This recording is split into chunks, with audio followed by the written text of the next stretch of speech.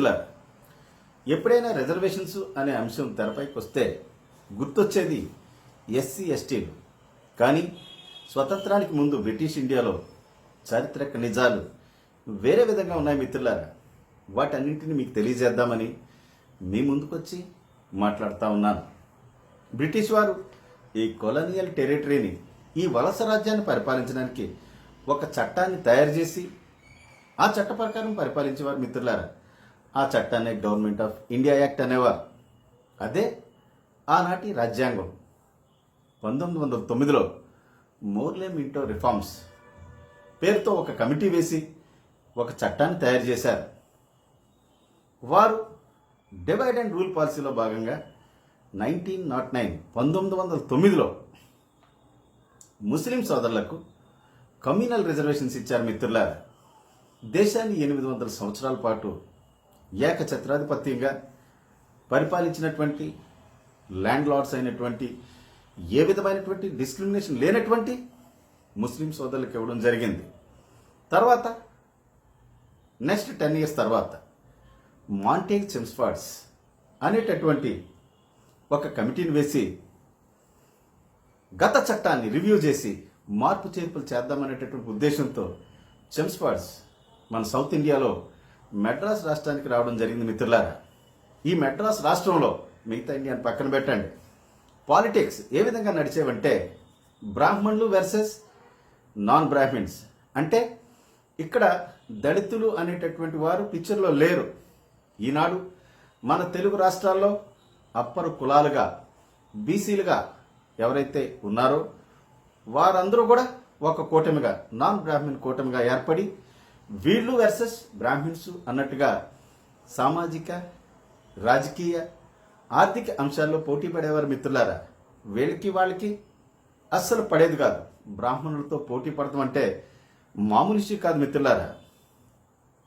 మెడ్రాస్లో ఎగ్మూరు, మైలాపూరు, సేలం అనేటటువంటి బ్రాహ్మణ వర్గాలు ఉతికి ఆరేసేవి. అన్ని విషయాల్లోనూ వాళ్లే ఉండేవారు మిత్రులారా. ఈ యొక్క ఆధిపత్యాన్ని, డామినెన్స్ని తట్టుకోలేక ఒక ద్రావిడ సంఘాన్ని ఏర్పాటు చేయడం జరిగింది. అన్ని కులాల నుంచి నాన్ బ్రాహ్మిన్స్, కాపులు, రెడ్లు, కమ్మలు, మొదలయార్లు, పెళ్ళయ్యలు, శెట్టియార్లు, నాయర్లు, రెడ్డియార్లు, బలిజలు, కమ్మ సోదరులు, వీళ్ళందరి నుంచి కూడా కొంతమంది ఎలైట్ పీపుల్ గ్రూప్గా ఏర్పడి ద్రవిడియన్ అసోసియేషన్ ఏర్పాటు చేయడం జరిగింది మిత్రులారా. వీరందరూ కూడా స్వతంత్రాన్ని వ్యతిరేకించేవారు, ఇండియన్ నేషనల్ కాంగ్రెస్ని వ్యతిరేకించేవారు, గాంధీని వ్యతిరేకించేవారు మిత్రులారా. ఇండియన్ నేషనల్ కాంగ్రెస్ని సపోర్ట్ చేయడం అంటే బ్రాహ్మణులను సపోర్ట్ చేయడమే, బ్రాహ్మణ వర్గాన్ని సపోర్ట్ చేయడమే అని భావించి వాళ్ళందరినీ వ్యతిరేకించేవారు మిత్రులారా. ఈ పరిస్థితుల్లో 1919 రిఫార్మ్స్లో డయార్కియల్ సిస్టమ్ అంటే ఏంటంటే ఈ ప్రావిన్స్లో ఒక అసెంబ్లీ లాంటి కౌన్సిల్ని ఏర్పాటు చేశారు. దానికి ఎలక్షన్స్ పెట్టేవారు, లోకల్ పీపుల్ని ఎన్నుకునేవారు మిత్రులారా. టోటల్గా 63 సీట్స్ ఉండేవి. అయితే నేను చెప్పినటువంటి ఈ కులాలకు సంబంధించినటువంటి వ్యక్తులందరూ కూడా మాకు అందరితో కలిపి ఎలక్షన్ జరిపితే మేము వాళ్ళతో పోటీ పడలేము, బ్రాహ్మణుల యొక్క పలుకుబడి, వాళ్ళ యొక్క ఇన్ఫ్లుయెన్స్ సమాజంలో చాలా ఎక్కువ కాబట్టి మాకు సెపరేట్గా రిజర్వేషన్ ఇవ్వాలి ఈ సీట్స్లో అని చెప్పేసి ఒక భయంకరమైనటువంటి పోరాటం అనుకోండి, రిప్రజెంటేషన్ అనుకోండి, వీళ్ళ యొక్క అపీల్స్ అనుకోండి, బ్రిటిష్ గవర్నమెంట్కి తెలపడం జరిగింది మిత్రులారా. ఎన్ని చెప్పినా సరే చెమ్స్ఫర్డ్స్ వినలేదు, కుదరదు అని చెప్పారు మిత్రులారా. ఎందుకంటే ఆల్రెడీ కమ్యూనల్ రిజర్వేషన్స్ ముస్లింకి ఇవ్వడం జరిగింది. ఆ బేసిస్ మీద మాకు ఇవ్వాలి అనేది వీరందరి యొక్క వాదన మిత్రులారా. చెమ్స్ఫర్డ్ వినకుండా సెక్రటరీ ఆఫ్ స్టేట్ మన ఇండియాకి ప్రతినిధి బ్రిటిష్ గవర్నమెంట్లో వెళ్ళిపోతే ఇక్కడి నుంచి టిఎం నాయర్ కానీ ఈ చెప్పినటువంటి కులాల నుంచి ప్రతినిధులందరూ కూడా మన కాపు సామాజిక వర్గం నుంచి కోర్మా వెంకటరెడ్డి నాయుడు గారు వీళ్ళందరూ కూడా బ్రిటన్ పోయి అక్కడ ఉన్నటువంటి రకరకాల పొలిటికల్ పార్టీస్ని, పెద్దల్ని, రాజకీయ పార్టీల్ని, ఎంపీలను అందరినీ కలిసి వీరి యొక్క బాధను వినిపించి మరి మాకు రిజర్వేషన్ ఇస్తేనే కానీ కుదరదు, బ్రాహ్మణులతో మేము పోటీ పడలేమని చెప్పేసి వాళ్ళ యొక్క వాదనను వినిపించడం జరిగింది మిత్రులారా. చివరకు వీళ్ళ యొక్క వాదన విన్న బ్రిటిష్ ప్రభుత్వం కన్విన్స్ అయ్యి వీళ్ళు చెప్పింది నిజమే, వీళ్ళు శూద్ర కులాలు ఎంత ఆర్థికంగా ఎదిగినప్పటికీ కూడా బ్రాహ్మణులతో పోటీ పడతాం కష్టమని చెప్పేసి వీళ్ళకి రాజకీయ రిజర్వేషన్లు కల్పించడం జరిగింది మిత్రులారా. దీన్నే మెస్టన్ అవార్డు అంటారు. మార్చ్ 18, 1920లో ఈ మెస్టన్ అవార్డు ఇవ్వడం జరిగింది. బ్రాహ్మణేతరులకు ఉన్నటువంటి 63 సీట్స్లో 28 రిజర్వ్ చేయడం జరిగింది మిత్రులారా. 28 సీట్లలో రిజర్వేషన్ ఇచ్చారు. ఈ రిజర్వేషన్ ఉపయోగించుకుని ఈ శూద్ర కులాలైనటువంటి మన కమ్మ, రెడ్డి, కాపు శూద్ర కులాలతో పాటు ఆనాడు మద్రాస్ రాష్ట్రంలో ఉన్నటువంటి వైశ్యాస్, క్షత్రియులు కూడా నాన్ బ్రాహ్మణ వర్గంలోనే ఉన్నారు మిత్రులారా. అయితే వీళ్ళందరూ కలిపి అంతకుముందే ద్రవిడియన్ అసోసియేషన్ అని అలాగే రకరకాల ఆర్గనైజేషన్స్ పెట్టి చివరకు south Indian liberal democratic federation అని ఒక పార్టీ, పొలిటికల్ పార్టీ పెట్టారు. దాన్నే జస్టిస్ పార్టీ అన్నారు మిత్రులారా. ఎలక్షన్ జరిగిన తర్వాత ఈ జస్టిస్ పార్టీ అధికారంలోకి వచ్చింది. అధికారంలోకి వచ్చిన తర్వాత సుబ్బరాయల్ రెడ్డి మొదటి prime minister of Madras province. Prime minister అనేవారు యాక్చువల్గా చెప్పాలంటే చీఫ్ మినిస్టర్ అనమాట. ఆ సిరీస్లోనే పానగల్ రాజావారు, రామరాయణం గారు, బొబ్బిలి రాజా గారు, మన కోర్మ వెంకటరెడ్డి నాయుడు గారు, కమ్మ సామాజిక వర్గం నుంచి బొల్లినేని మునిస్వామి నాయుడు గారు, వీళ్ళందరూ కూడా చీఫ్ మినిస్టర్స్ అయ్యారు మద్రాస్ రాష్ట్రానికి. పానగల్ రాజావారు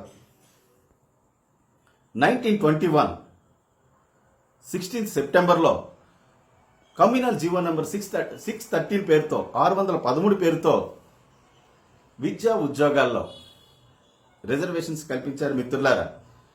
క్యాస్ట్ బేస్డ్ రిజర్వేషన్ ఇదే అసెంబ్లీలో ప్రవేశపెట్టి బిల్లును పాస్ చేయడం జరిగింది. ఇండియన్ హిస్టరీలో మొట్టమొదటిసారిగా ఒక చట్ట సభ ఆమోదించి రిజర్వేషన్ కల్పించినటువంటి ఏకైక చరిత్ర ఇదే మిత్రులారా. క్యాస్ట్ బేస్డ్ రిజర్వేషన్స్ అన్నమాట. 44% రిజర్వేషన్ నాన్ బ్రాహ్మిన్స్కి ఇచ్చారు. ఇందులోనే కమ్మ, రెడ్డి, కాపు, ఈనాటి బీసీలు అందరూ కూడా ఇందులోనే.